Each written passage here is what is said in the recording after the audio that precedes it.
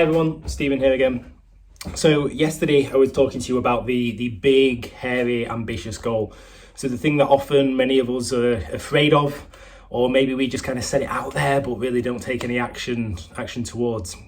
But what we're going to do today is actually look at what it means to actually break this down. And one of the other things is actually begin to tell people about this big, hairy, ambitious goal. So in some of my, I'm going to tell you a story first. And in some of my mindfulness teacher training, we was told a story about, there was a guy who was one of the founders of the program. His name was Gopi. He was like an evangelist officer at Google in the early years. And he had a goal that one day he wanted to meet the Dalai Lama. And basically when he set his goal, a number of years passed. It was around about 10, 12 years that passed between him setting that goal and it eventually being fulfilled. And what he found the key step to be was that through the program that I was trained in, he opened up about his goal and he basically was connected with the founder, the actual founder of the program, Chadmeng Tang. And from there, it was like, okay, let's see what we can do to execute this goal for you. And this was by simply telling somebody about his goal.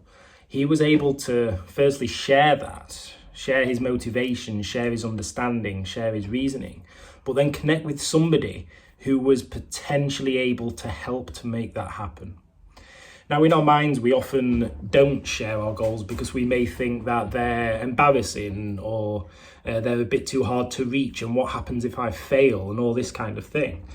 But there is a lot of power in actually sharing the goal that you have, because you'll connect with people who share similar visions, or at least can maybe help make it happen for you. And then naturally you can go and return the favor to other people as well. Wouldn't it be great if people came to us asking for help to achieve some of their goals? It would be amazing. So I think that's the power of sharing. So that's the first part that I wanted to cover off. And the next part is about breaking it down. And I've got another very much smaller story to say here. And it was actually an advertisement on the radio that really resonated with me. And the advertisement was in the UK and it was for teaching. It was for trying to employ more maths teachers into the UK. And there was a guy there who was talking, he was a maths teacher, and he was basically saying that when he was at school, he had no idea how to do math. Said it was just one big complex problem. That was until he was taught by his teacher that one big math problem is actually a series of many, many, many smaller math problems. And once he got his head around that and begun tackling each small problem in isolation, he was then able to work on that bigger piece. And this is exactly what we're saying here. So you've got this big, hairy, ambitious goal. So just breaking them down into small steps. So now let's kind of look at some of this action, how you can put this into play. So if you just think of this big goal, so what is the next level down to get you there? So if you have a big ambitious goal of, I want to run a marathon, the first step, the next step down from that is that you need to run, say, 20 miles. Okay, great, ticking box.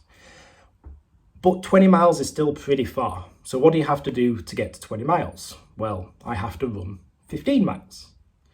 15 is still hard, so what do I have to do? I have to run a half marathon. Now it's getting a little bit more realistic, because then what we can do, we can go, right, well, what I'm going to do is in 3 months' time, I'm going to schedule a half marathon. But still, half marathon might be a bit too far. So let's go down a level. So then we've got 10K. Like now we're getting into really, really like simple territory, because here at 10K, you could potentially do this in many cases quite easily. So once again, you could set your 10K and you could say in 2 months' time, I'm going to set myself a 10K race. So then to build up to that, what is it you need to do? So you need to go out and you need to run a series of 5K races. So what we've done here is really broken this goal down. So we've gone from our marathon to our 20 miler, to our 50 miler, to our half marathon, to our 10K, to our 5K. So then each way along the way, we're going to be achieving these little milestones as we go. And you know what? It's going to be impacting on our mind, because we're going to be doing something. We're going to be winning. We're going to be getting the results towards our big, hairy, ambitious goal. And you know, this can be in any walk of life as well. So don't just apply this to any running or fitness thing. Just have a think about your big, hairy, ambitious goal and what you could do to potentially break that down into those incremental steps. So I hope this has been valuable. If you're interested in hearing more, just kind of follow us, like us on Facebook, follow us on YouTube as well when these appear on there. Thank you and have a great day.